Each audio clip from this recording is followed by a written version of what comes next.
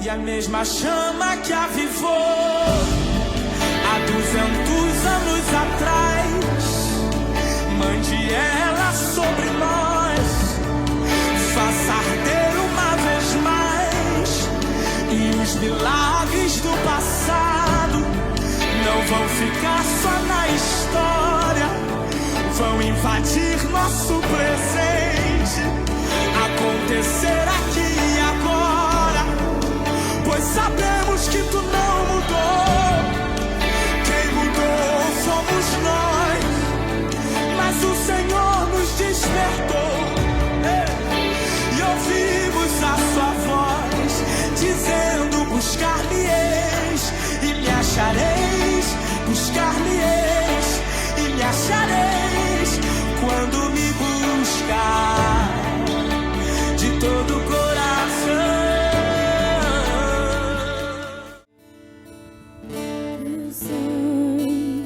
Leva-me além, a todas as alturas, onde ouça tua voz, fala de tua justiça pela minha vida. Jesus, este é o teu sangue.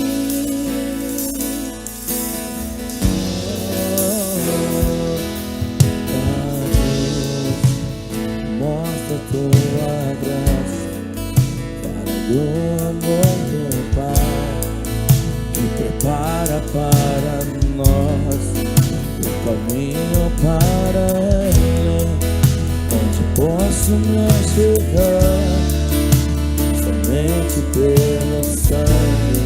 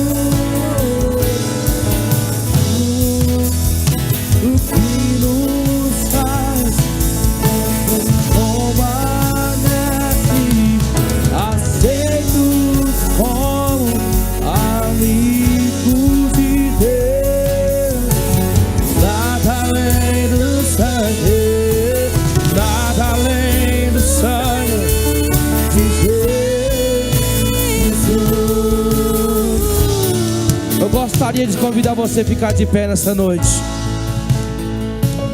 Vamos esquentar um pouco que tá frio, né, irmão? Aleluia. Aleluia.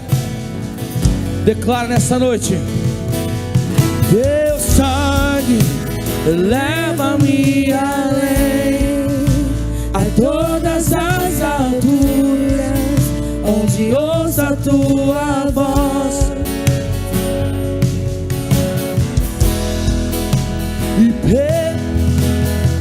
oh, Jesus, este é o Deus.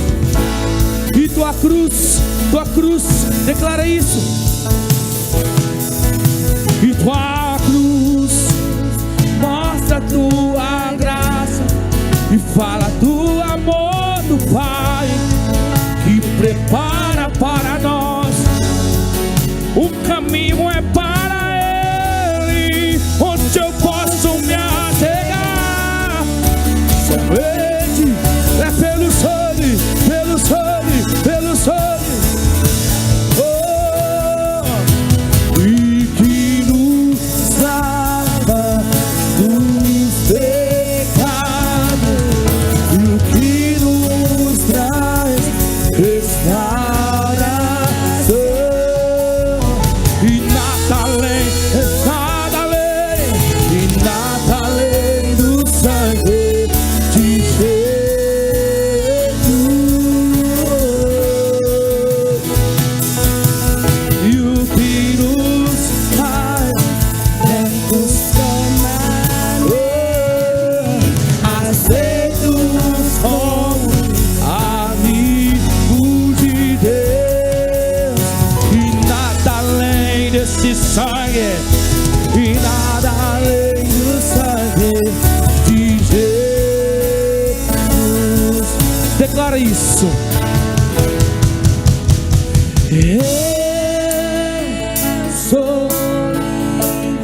que você é livre pelo sangue de Cristo.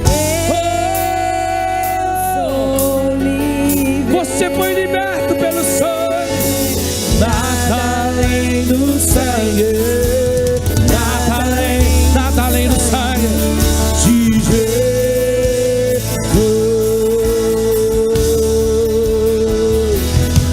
E eu sou livre.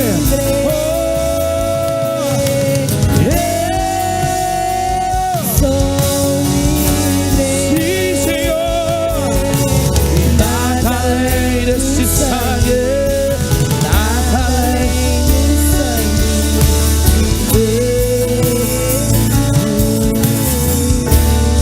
Só a igreja. Fumar.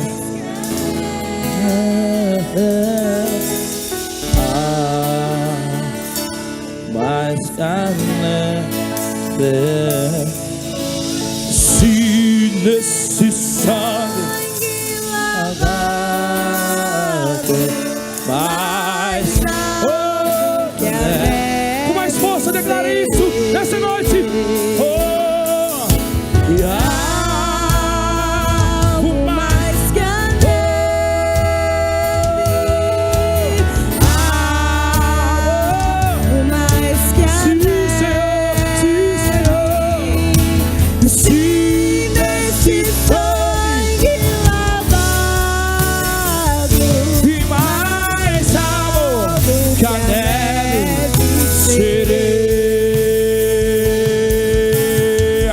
Senhor Jesus.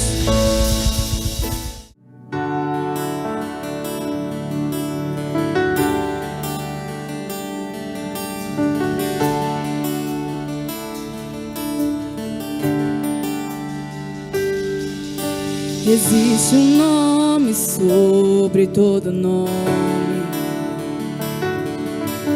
e esse nome é poderoso, sim. Jesus,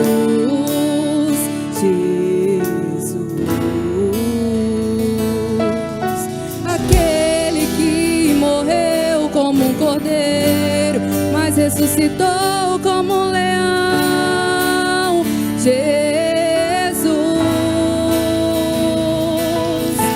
aquele que ali na cruz do meio liberou o seu perdão. Jesus,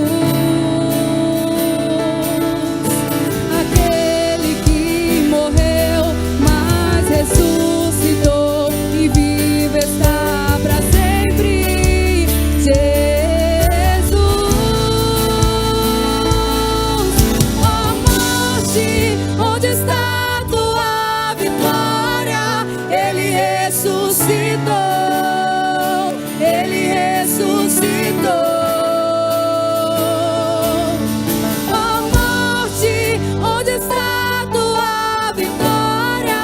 Ele ressuscitou, ele ressuscitou.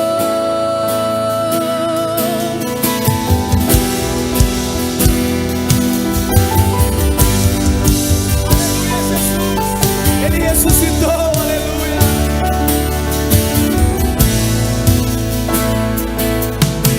Aquele que morreu como um cordeiro, mas ressuscitou como um leão. Jesus, aquele que ali na cruz do meio liberou o seu perdão. Jesus.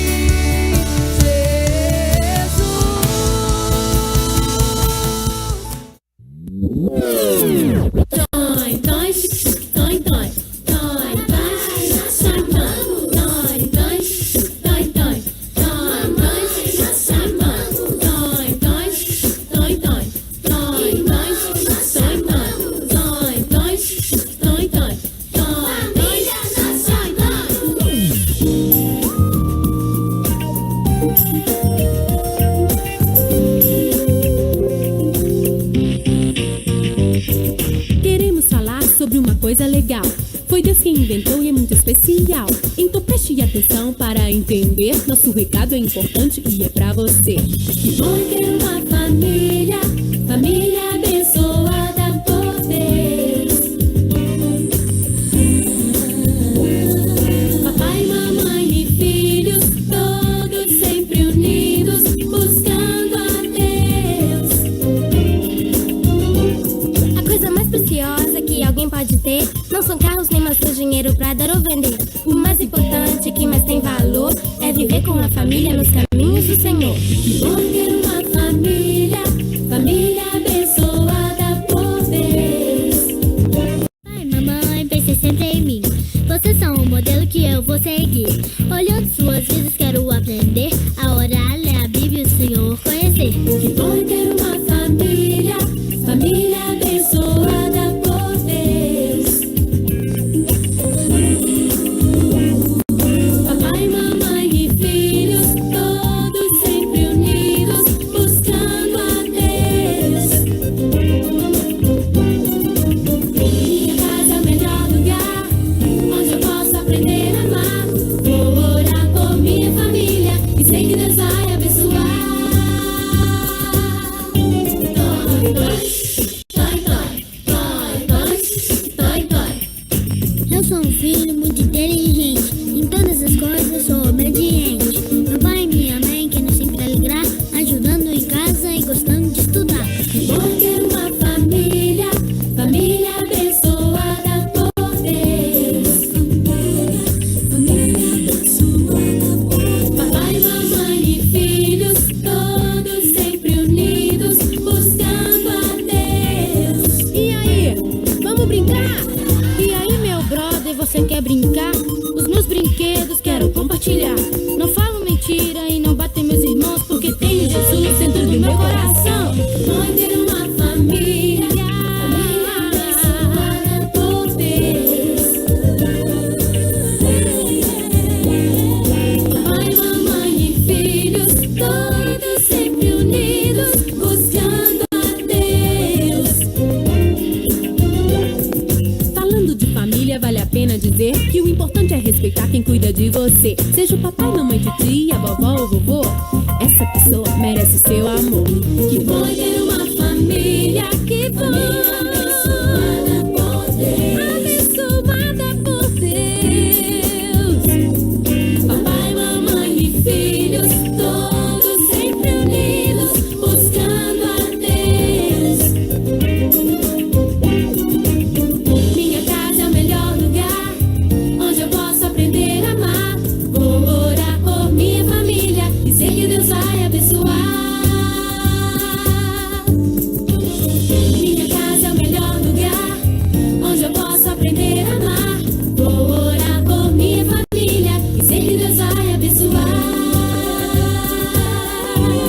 Eu amo minha família, eu amo minha família, eu amo minha família, eu amo minha família, minha família, eu amo minha família, eu amo minha família, eu amo minha família. Dói, dói, dói, dói, dói, dói, dói, dói, dói, dói, dói, dói, dói, chique, chique, dói, dói.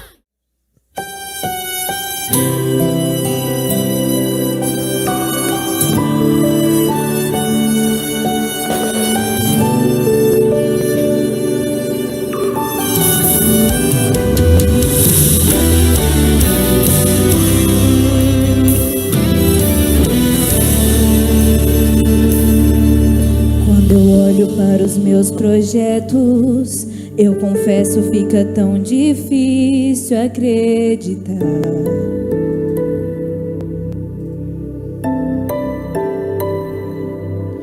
Quando eu olho para tuas promessas, acredito vai valer a pena esperar.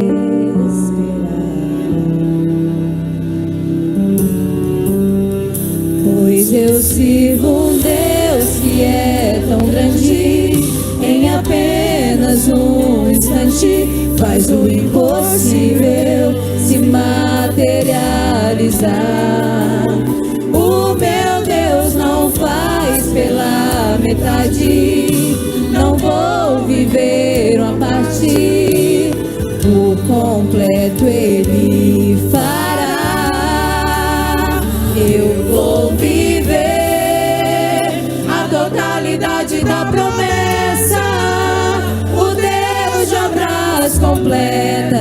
vai fazer cumprir na hora certa. Não vou temer, o projeto vem de quem não erra. O Deus de obras completas vai fazer cumprir na hora certa.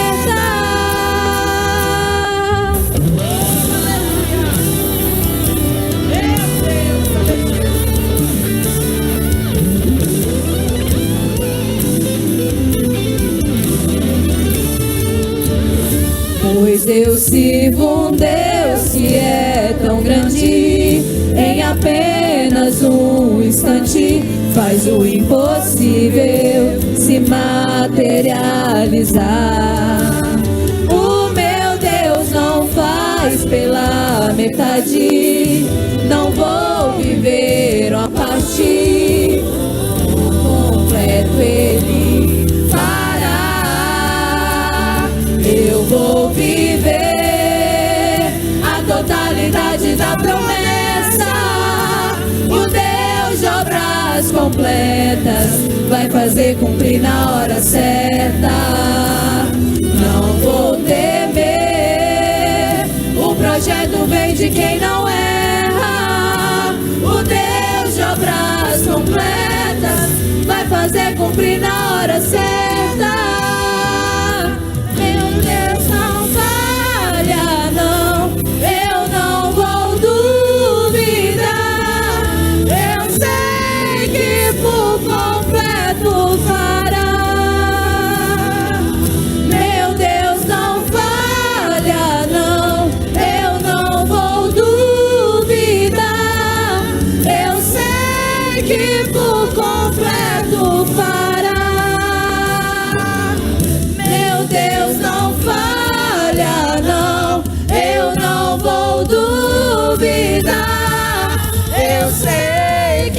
Por completo fará.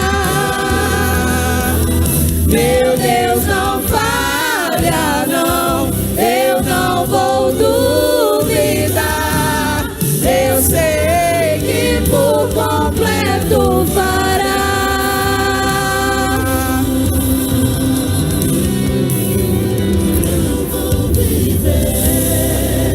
A totalidade da promessa.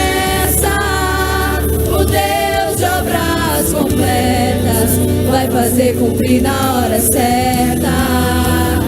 Não vou temer, o projeto vem de quem não erra. O Deus de obras completas vai fazer cumprir na hora certa.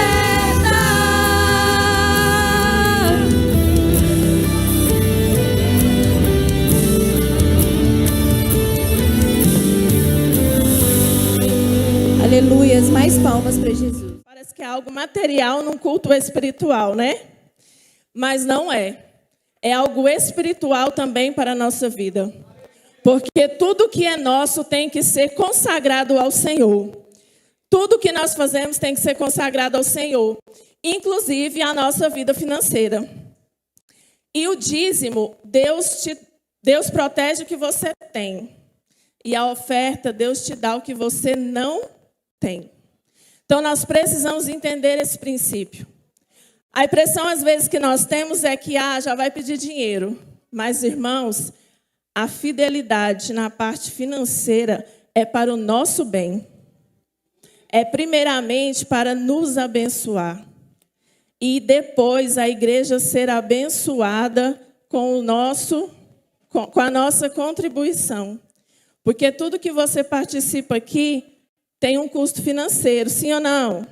Sim. Se hoje nós temos para ofertar na casa do Senhor, é porque primeiro o Senhor nos deu, Pai. Porque nós de nós mesmos, nós não conseguiríamos nada. Senhor, obrigado pela Tua fidelidade sobre as nossas vidas. Pai, eu repreendo em nome de Jesus o cortador, o migrador, o devorador. Pai, visita o celeiro do Teu servo. Visita o guarda-roupa, visita a conta bancária, visita o carro, visita, Senhor, a geladeira. Senhor, que a bênção do Senhor esteja sobre a nossa vida financeira e que nós saiamos daqui abençoados, Pai. Mas primeiro, Senhor, que nós possamos ser fiéis ao Senhor, Pai, porque é o Senhor que nos dá primeiro. Nós louvamos o nome do Senhor, rendemos todo louvor, toda honra, toda glória e toda adoração ao Teu nome, Jesus. Em nome de Jesus. abro mão dos meus maiores sonhos. O meu desejo é te ver com os anjos.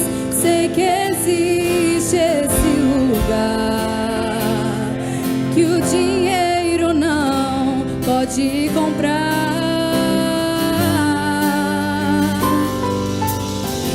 Ruas de ouro, por onde eu vou andar, a sua glória não dá pra comparar.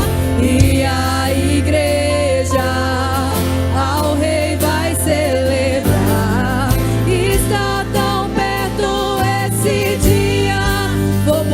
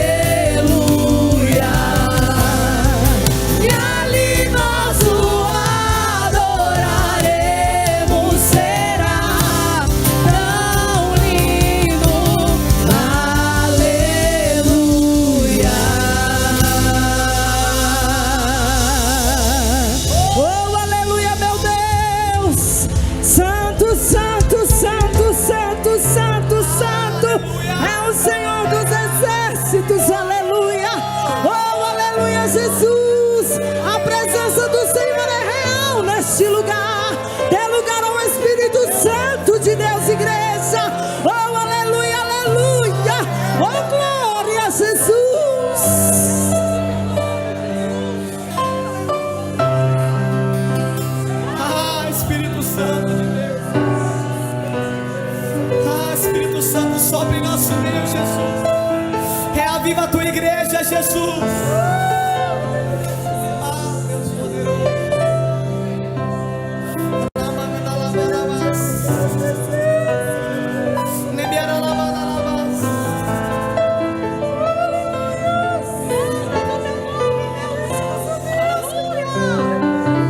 Abri minha Bíblia em João 20 e me deparei com Maria Madalena chorando junto ao túmulo do rei.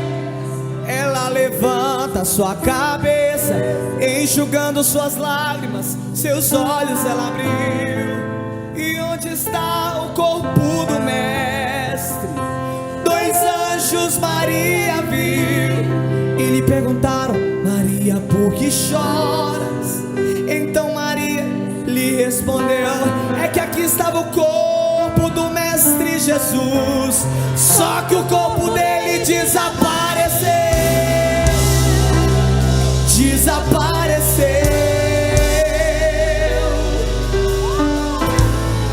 Ele está vivo, aleluia.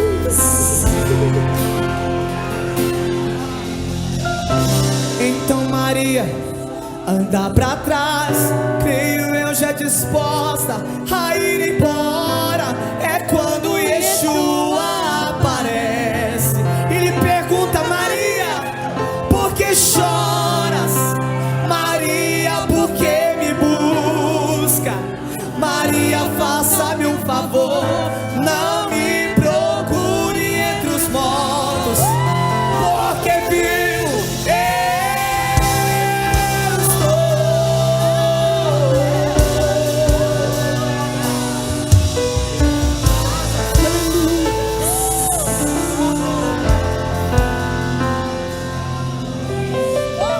Vai lá e avisa os seus irmãos pra começarem a sorrir. Diz a eles que não acabou, mas que a morte eu venci.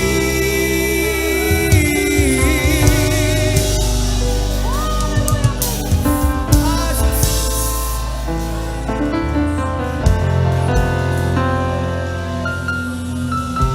Então Maria, sem perder tempo, foi em direção aos discípulos. Ela correu e disse a eles assim: senta todo mundo aqui, porque eu vou contar o que aconteceu. Oh, aleluia! Oh, aleluia! É que a terra estremeceu, sepulcros se abriu e nada vencerá seu grande amor. Ó morte, onde estás? O Rei ressuscitou.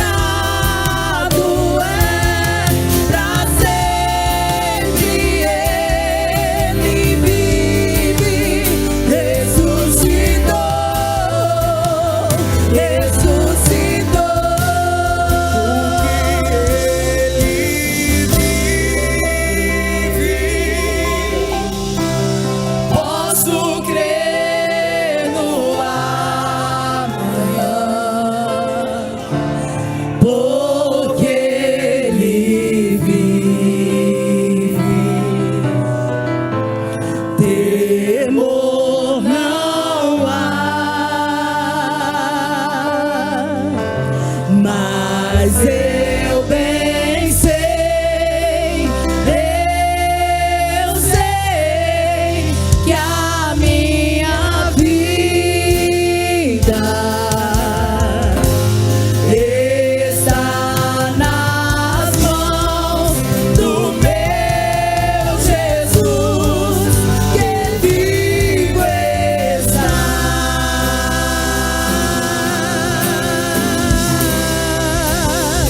Aplauda o nome santo daquele que vive. Lucas 24, verso 1.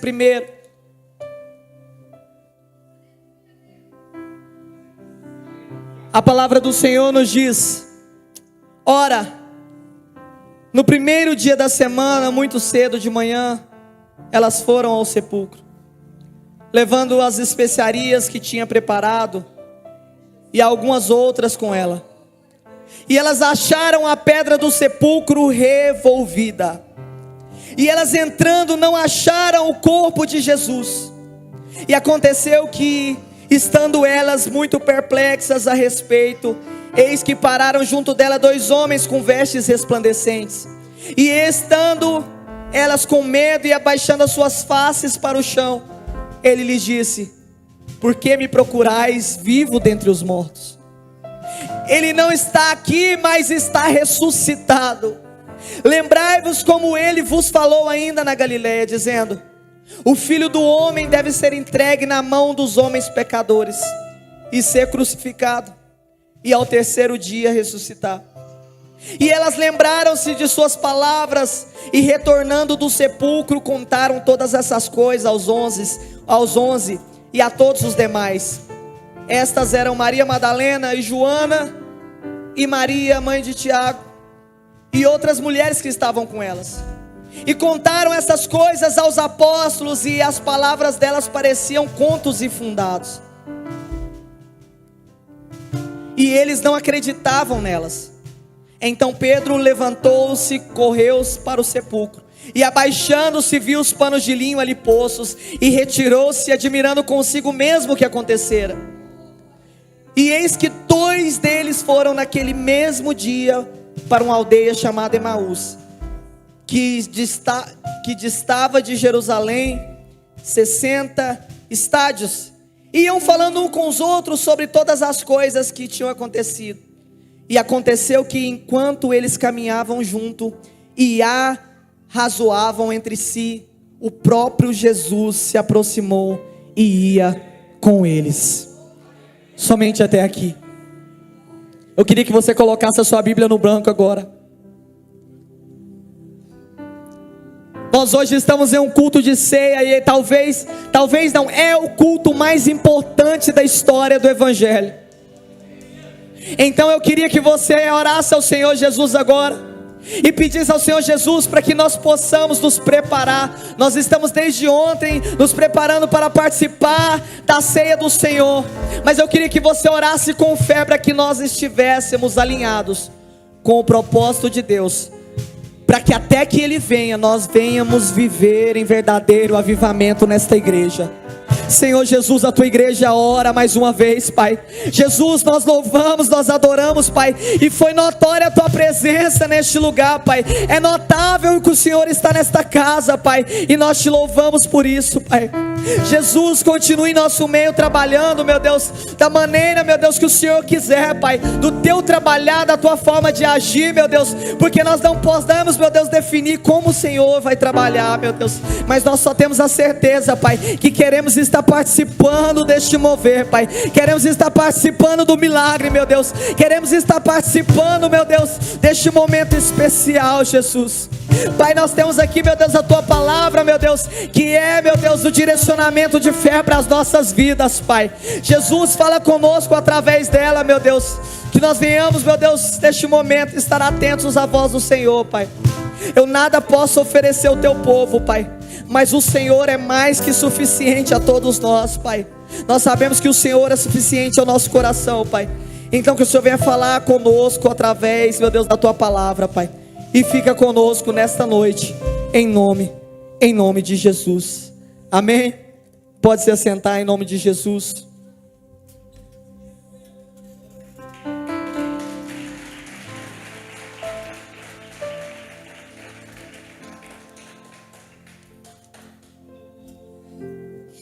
contexto em que lemos, nós vamos ver o período em que Jesus havia morrido, mas nós vamos ver que havia-se uma promessa ao qual ele deixou em Mateus 26, verso 1, está escrito: bem sabeis que daqui 2 dias é Páscoa, e o Filho do Homem será entregue para ser crucificado. Então não era surpresa o que acontecera, porém a morte de Cristo não deveria ser espanto àqueles que conviveram com ele. Nós vamos ver que apesar dos sinais, dos profetas, das palavras, da pregação de Jesus, aquelas mulheres vão ao encontro do corpo de Jesus. A Bíblia vai nos dizer que elas vão preparar especiarias para que se possa ser feito o processo funerário do corpo. Naquela época era bem diferente. Eles enfaixavam o corpo com especiaria, com bálsamos e outros tipos de óleos, para que pudessem se preservar, se assim podemos dizer, o corpo. Mas nós vamos ver que a preocupação daquelas mulheres estava em preparar o corpo. A preocupação dos 11 discípulos que ouviram os relatos daquelas mulheres era identificar o que elas estavam tendo ali naquele momento, um delírio coletivo, estavam apenas tendo um momento de dor. Eu vejo também 2 que estão caminhando em direção a uma cidade distante, sentido Emaús, que era a algumas distâncias de Jerusalém, já se afastando da promessa. Mas é interessante que nós precisamos entender que a ressurreição de Jesus, não apenas no passado, mas hoje, precisa impactar as nossas vidas. A ressurreição de Jesus, ela precisa ter valia em nossos dias atuais. Não é algo no passado, é algo que está presente. Nós precisamos entender que o impacto da ressurreição precisa acender em nós uma chama diferente. Nós vamos ver, em primeiro lugar, Isaías 53. Eu gostaria que os meninos ficassem atentos. Isaías 53, para que possamos ler verso 5 e nós vamos ler o verso 6. Nós vamos entender que o impacto dessa ressurreição traz transformação. O impacto da ressurreição de Jesus traz vida. O impacto da ressurreição de Jesus te faz sentar em um culto como esse e ter a oportunidade de ser um com Ele. Isaías 53. Mas Ele foi transpassado pelas nossas transgressões, moído pelas nossas iniquidades. O castigo que nos traz a paz estava sobre Ele, e pelas suas pisaduras fomos sarados. Todos nós andávamos desgarrados como ovelha, cada um se desviava pelo seu caminho, mas o Senhor fez cair sobre Ele, não sobre nós, sobre Ele, a iniquidade de todos nós. Sabe o que isso quer dizer? A Bíblia está nos mostrando porque Jesus ressuscitou, os meus e os teus pecados foram perdoados. Porque Jesus ressuscitou, a minha e a sua falha foi jogado sobre Ele. Porque Jesus ressuscitou, nós temos uma fé baseada em um firme fundamento que é o Jesus Nazareno. A nossa fé não é mais em vão, o nosso propósito não é mais em vão, mas existe um Cristo ressurreto que nos dá respaldo. Eu queria que os meninos projetassem 1 Coríntios capítulo 15, versículo 14. O apóstolo Paulo vai fazer um questionamento e dizendo: e se Cristo não ressuscitou, é vã a nossa pregação. Ele está dizendo, então, se não houvesse ressurreição, não adiantaria eu vir aqui pregar para vocês, não adiantaria o pastor Lindomar discipular vocês, porque em vão seriam as nossas palavras, porque não haveria fundamento, não haveria respaldo. E ele vai continuar dizendo, é vã a nossa fé, porque por que acreditar em um Cristo que morreu? Por que acreditar em um Cristo que está pendurado em um crucifixo ou está pendurado em uma parede? Por que acreditar em um Cristo morto? Mas é interessante que, pode Mas é interessante que, de fato, ele vai dizer agora, 1 Coríntios 15, versículo 20. Ele vai dizer: mas de fato Cristo ressuscitou dentre os mortos e foi feito as primícias dos que dormem. Ele está dizendo: de fato nós temos a certeza, os argumentos, nós temos os fatos que verdadeiramente Ele ressuscitou. Sabe o que isso quer dizer? Ele ressuscitou, então quer dizer que a nossa pregação, ela é frutífera, ela é eficaz e ela é poderosa, aleluia. Porque Jesus ressuscitou, hoje nós podemos dizer que os que morreram em Cristo ressuscitarão na glória, aleluia. Os que esperam nele, aleluia. Porque Jesus ressuscitou, Ele me garante, Ele te garante alegria nessa vida e na vinda vindoura, na outra vida que teremos. Porque Cristo ressuscitou, as nossas obras não são em vão, mas são obras recompensadas. Porque todo aquele que perseverar, receberá a coroa da vida, aleluia. Porque Cristo ressuscitou, o seu último endereço não é a sepultura, meu irmão. João tem uma visão linda, e a Bíblia vai nos mostrar em Apocalipse que ele vê a cidade santa, Nova Jerusalém. Aquilo que está esperando a mim e a você.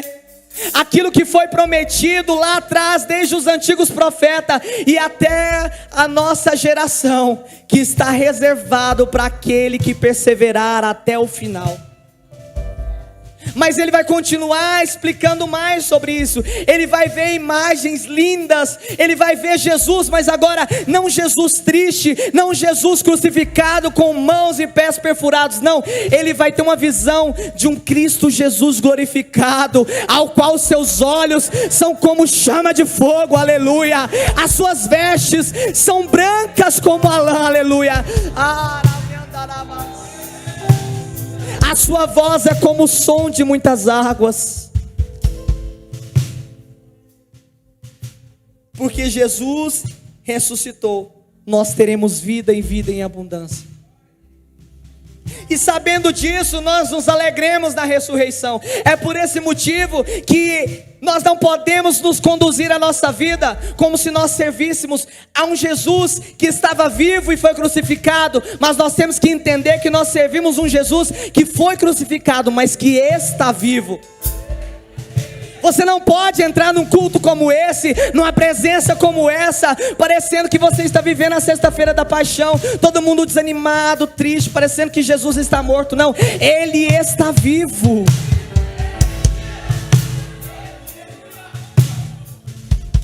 Mas é interessante que as pessoas vão tentar abater e abafar a ressurreição de Jesus, porque isso é muito importante, é muito relevante para nós. A nossa base foi construída em cima disso.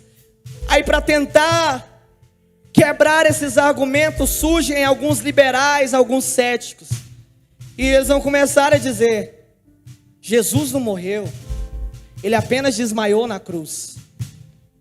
Na época o túmulo era diferente, não era o túmulo como tínhamos hoje. Quem já viu as imagens de Israel, ou quem já teve condições de ir lá e ver o túmulo de Jesus, é como se fosse uma caverna grande. Tem espaço para várias pessoas entrarem, tem pessoas que vão lá, tiram fotos. Então o túmulo era grande, era vasto. E alguém vai dizer: não, ele não morreu, ele só desmaiou. E aí quando foi colocado lá dentro, quando não tinha o processo funerário, era só enrolado em faixas com especiarias. No outro dia ele recobrou a consciência, levantou, abriu a porta do túmulo e foi embora. Outros vai dizer: Jesus não morreu, nunca existiu essa morte de Jesus, ele só sumiu porque estava causando demais na história do evangelho. Outros vão dizer: não, isso foi estratégia dos discípulos. Quando eles morreram, os discípulos foram lá na madrugada, cataram o corpo de Jesus e esconderam, para que pudesse falar que ele ressuscitou e pudesse proclamar o evangelho. Outros vão dizer: não, as mulheres que foram lá, elas apenas erraram o túmulo. Elas erraram, foram num sepulcro que ainda não tinha ninguém, por isso que eles viram a pedra removida e e tudo mais que viram. Mas é interessante que apesar dos céticos, apesar do que estão falando e publicando aí sobre teorias da conspiração, é extremamente importante que é incontestável a ressurreição de Cristo, porque em Lucas 24 ele aparece para as mulheres, a Pedro ele vai aparecer também, mas aí Jesus aparece quando os discípulos estão reunidos na presença de Tomé, mas aí Jesus aparece quando Tomé também não está, e aí ele aparece para Tiago, ele aparece para Saulo de Tarso, ele aparece na tempestade, ele aparece no meio da igreja. Em Atos dos Apóstolos capítulo 7, Estevão está morrendo e ele está vendo Cristo glorioso. Em Atos do capítulo 9, Saulo está lançado ao chão porque ele é abatido pela glória daquele que chegou. Em Apocalipse do capítulo 1, verso 9, João está extasiado ao ver o Cristo glorificado, mesmo isolado em uma ilha ao qual não tinha-se comunicação. E aí eu te pergunto, Cristo ressuscitou ou não? Nós vamos ver que quando Jesus foi sepultado, havia um homem chamado José de Arimateia, ao qual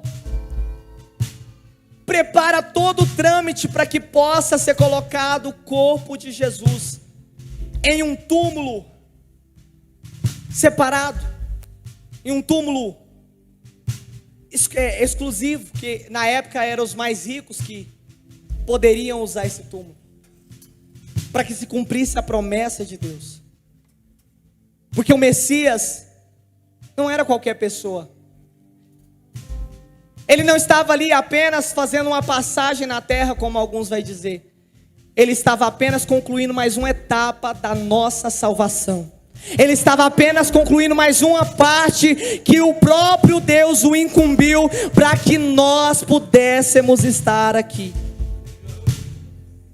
E é interessante que apesar de todas essas dúvidas, em Atos dos Apóstolos, no capítulo 2, a multidão, a Bíblia vai dizer que tinha tantas pessoas reunidas naquele lugar. E de repente Pedro se levanta. Mas qual que é o tema principal da pregação de Pedro? A ressurreição de Cristo. O tema principal da pregação de Pedro era: Cristo ressuscitou. Ele morreu na mão dos iníquos, mas Ele está vivo, aleluia. E eu te pergunto, por que eles não foram lá na tumba e pegaram o corpo e fizeram uma linda passeata mostrando o corpo e falando: olha, ele não está vivo, acabava com a fé ali agora, já cortava Pedro, os discípulos, todo mundo estava envergonhado. Por que não fizeram isso? Por que será que não fizeram isso? Não tinha corpo lá, porque o Cristo glorificado já estava operando milagres na vida de alguém. Cristo já estava se manifestando em glória na vida das pessoas, porque Ele entendia que era necessário acompanhar alguns. E aí nós vamos ver que a ressurreição gera um fundamento, a pedra angular, o alicerce da igreja, o alicerce do evangelho. Quando Pedro e João testemunham da ressurreição, é interessante que é como o atleta chega na final. Quando eles testemunham agora que verdadeiramente Cristo estava ressuscitado, era como se aqueles homens nascessem de novo e falavam: nós vamos agora pregar o evangelho, nós vamos ser corajosos, nós vamos ver agora Pedro e João com outras visões, nós vamos ver Pedro e João se levantando como pregadores, mesmo em meio aos soldados, nós vamos vendo eles não tendo medo da prisão, nós vamos vendo eles não tendo medo do martírio, mas estavam dispostos a morrer, porque eles tinham a certeza que Cristo estava com eles. E aí talvez alguém me pergunta: por que eles estavam tão ansiosos e tão felizes? Eles estavam felizes por causa do evangelho. E o que é o evangelho? O evangelho são boas novas. Boas novas. Eles estavam ansiosos porque agora eles podiam anunciar essas boas novas aos gregos, aos romanos, aos judeus. Agora todo mundo estava sendo anunciado e as pessoas estavam começando a ser atraídos pela palavra. Nós vamos ver que quando o ministério começa dos apóstolos, eles começam a plantar igrejas, eles começam a verdadeiramente pregar a palavra em lugares que ninguém tinha coragem. Agora os povos estão se atraindo a Jesus, a geração está se voltando aos olhos ao Messias, porque a palavra estava se cumprindo. Era necessário que Jesus fosse, mas ele voltaria, e quando ele voltasse, ele capacitaria o povo. Essa capacitação foi o Espírito Santo que conduziu esses irmãos a um novo nível espiritual. Sabe o que eu quero dizer para você? O culto de ceia, ele não é apenas para você lembrar de um Cristo morto, mas é a te capacitar a fazer parte todo dia com Ele. É para que nós possamos todos os dias acender uma chama em nós e voltemos a ter coragem. A propagação da mensagem acendeu ministérios missionários. Quando Deus tem um chamado para alguém, não tente fugir.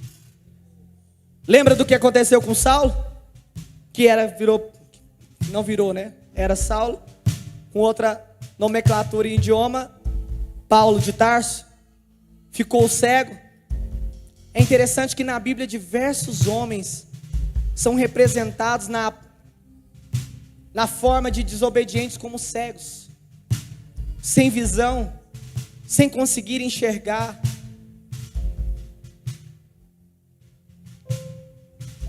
E nós vamos aprofundar mais nisso. Nós vamos ver que Jesus começa a chamar missionários proféticos.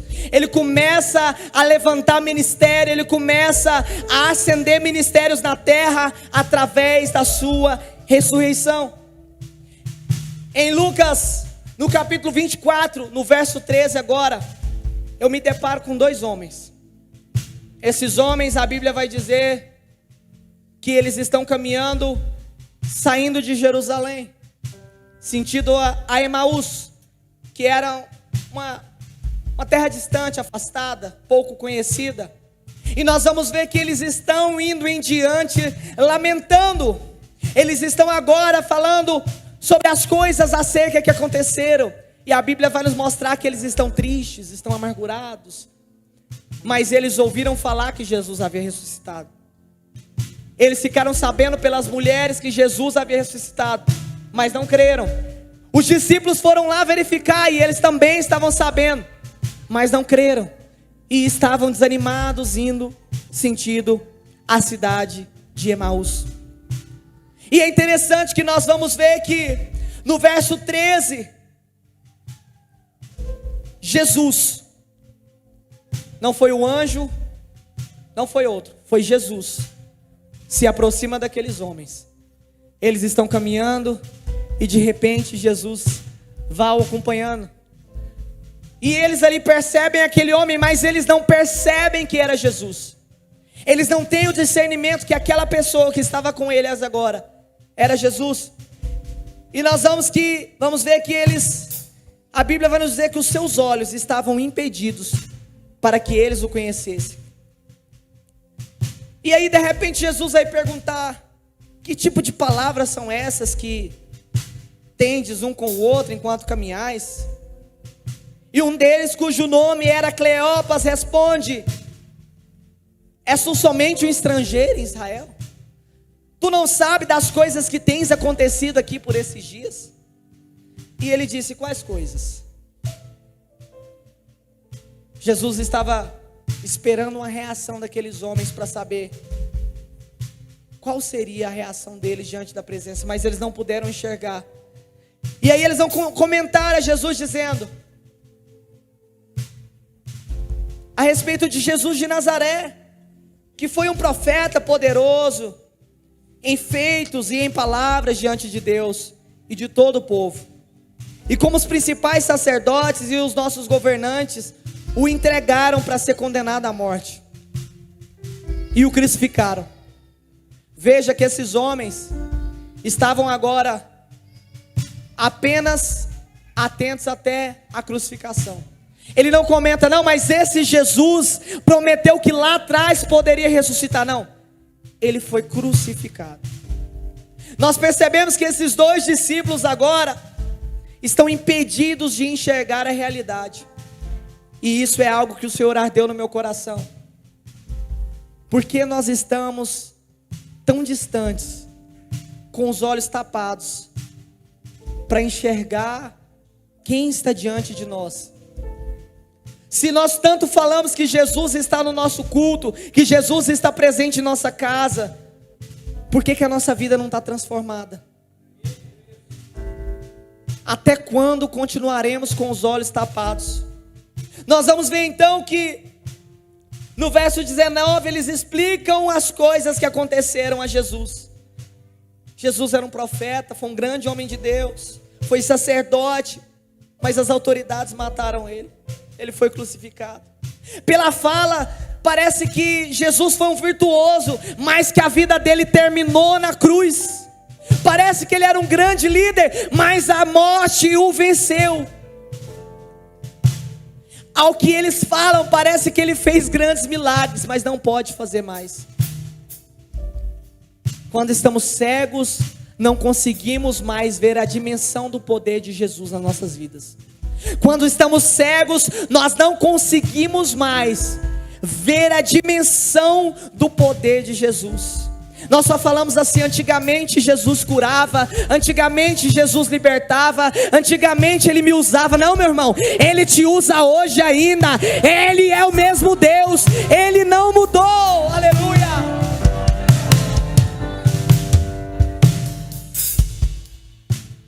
Verso 24.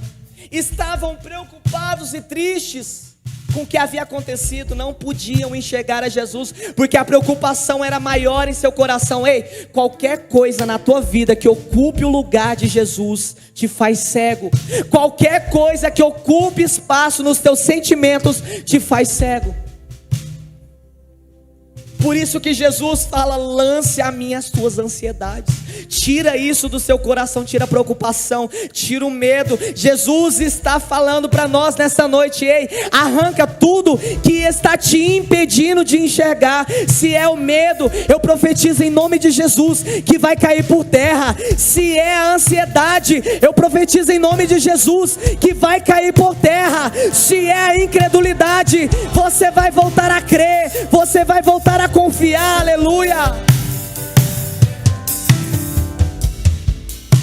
Sabe o que nós pensamos, e o pastor já disse isso aqui, é que Deus encolheu a sua mão e tirou as mãos dele sobre a nossa vida. Mas em Isaías 59 é explícito em dizer: eis que a mão do Senhor não está encolhida para que possa nos salvar, para que não possa salvar, nem agravado o seu ouvido para que não possa ouvir. É nós que saímos debaixo da presença, é nós que achamos que Ele perdeu o poder de fazer na nossa vida. Ele continua o mesmo, mas só consegue receber quem está com os olhos fitos nele. Sabe o que o apóstolo Paulo vai dizer? Sigo em direção ao meu alvo, e o meu alvo é Cristo. O meu alvo é Cristo. O apóstolo Paulo está alertando, dizendo: olha, meu irmão, se você ficar olhando para todos os lados, você não consegue focar. Foca em Jesus, foca em Jesus. Não olhe para a direita, não olhe para a esquerda, não olhe para o homem, não olhe para o irmão, não olhe para quem te caluneia, não olhe para as lutas, olhe para Jesus. Ele não perdeu o seu poder, Ele não se enfraqueceu, Ele é poderoso. Ele pode fazer o impossível. É triste quando eu escuto: Jesus fazia milagres, Jesus curava paralítico. Não, Ele continua fazendo ainda. Se a igreja do Senhor começar a dar lugar na presença de Deus, a começar a enxergar Jesus, encher o seu coração das coisas dele, se esvaziar das outras coisas, foi falado ontem, começar a se alimentar de uma água, e não que é Jesus, e não do poço. Pare de buscar em outras fontes. Pare de encher o seu coração com outras coisas. Também foi ministrado domingo passado aqui sobre o que nós vemos todo rotineiramente fazemos, que nos impede de chegar até Deus, nos impede de nos posicionar debaixo da mão de Deus. A mão de Deus continua lá, Ele continua fazendo o milagre. Só que se você sai da presença, você para de participar do milagre. Mas não quer dizer que Ele parou de fazer, quer dizer que você parou de participar desse milagre. E eu parei de participar desse milagre. Então, no versículo 25, Jesus vai advertir eles dizendo: ó nécios e tardos de coração, para crer tudo que os profetas disseram. Como eu disse, a ressurreição não era surpresa, pois isso já havia sido anunciado há muito tempo através dos profetas do Velho Testamento. Jesus estava dizendo a eles: eu vou lhes ensinar à luz das Escrituras. Sabe o que Jesus tem hora que faz com a gente? Pega a gente e fala: senta aí que agora eu vou te explicar como é que faz. E às vezes nós não entendemos. Jesus vai, ao decorrer do caminho, vai alertando esses homens e vai falando à luz das Escrituras. Nós vamos ver no verso 25 que ele vai começar explicando, e ele vai começar lá de Moisés e vai passar por todos os profetas, tudo apontando para Cristo, para que os olhos daqueles homens se abrissem. Mas é interessante que Jesus vai discorrendo sobre isso à luz da palavra, e aí Jesus faz com que vai sair da cidade. Mas eles falam: não, nos acompanhe, mestre, nos acompanhe até aqui, até na casa, fique conosco, já é tarde. Quando eles se assentam na mesa, Jesus está com eles sentado, e a Bíblia vai nos mostrar que o pão é partido entre eles. E naquele momento os seus olhos se abrem. Mas sabe o que é o mais interessante? Os olhos deles não se abriram ao ver Jesus, mas se abriram à luz da palavra. Quando Jesus começa a discorrer sobre a palavra, começa a falar com eles na palavra, a Bíblia vai dizer que os seus corações ardem. Sabe o que é isso? Quando a palavra é aberta, é revelado os céus para a igreja. Quando a luz da palavra é ministrada no nosso coração, nós vamos agora passar a enxergar a Jesus. Quando a palavra é ministrada, nós começamos a ser sensíveis à voz de Deus. A maior revelação da tua vida aqui, ó, é isso aqui, ó, a palavra de Deus. Ela é a maior. Os dons são poderosos, mas a maior revelação é a palavra. E quando Jesus descreve, discorre para ele acerca das Escrituras, nós vamos ver que o seu coração arde. O seu coração arde. Sabe o que eu quero dizer com isso? Daqui a pouquinho nós vamos participar da ceia do Senhor. Nós vamos estar como esses dois homens sentados à mesa, mas para se assentar na mesa e participar com ele, ser um com ele, é necessário que os nossos olhos estejam abertos. É necessário que nós conhecemos a Ele, é necessário que nós conhecemos a Sua palavra, e é necessário que estejamos prontos, porque Jesus ia embora, mas eles falaram: não, mestre, não sabiam que era Jesus, nos acompanhe e fique conosco em nossa casa. Hoje é uma oportunidade que Jesus está aqui. E eu quero te perguntar: você vai embora para sua casa e vai deixar ele, ou você vai levar ele contigo? Eu quero te perguntar: você vai se assentar na mesa com os olhos fechados, participar dessa ceia do corpo, do sangue do Senhor Jesus? Porque a ceia, ela não apenas olha para trás, mas ela olha para frente, porque Paulo vai dizer: é a nova aliança do meu sangue. Ele está dizendo: eu estou novamente fazendo uma aliança contigo e você comigo. Eu estou novamente fazendo um pacto contigo. A representação antiga era Adão, mas era falha. A representação nova é Jesus, e essa é imaculada, limpa. Não há pecado, não há erros, só há vestes brancas. Quando eles se assentam a Jesus, eles o reconhecem e imediatamente Jesus desaparece. Eles ficam assustados e agora viram testemunhas de Cristo. E é interessante que todo mundo que tem um encontro verdadeiro com Jesus vira testemunha. Todo mundo que um dia foi com os olhos fechados e os olhos estão abertos são testemunhas. Por quê? Para que você fale do Evangelho, boas novas. Para que você continue falando das boas novas até que Ele venha. Para que nós podemos continuar à luz da palavra dizendo sobre Ele, lembrando da sua ressurreição. Esse é o impacto da ressurreição na vida de alguém. Então agora que você vai cear sabendo de tudo isso, nós estamos todos com os olhos abertos. Para que possamos ser um com Ele. Para que possamos fazer parte com Ele. E Ele conosco.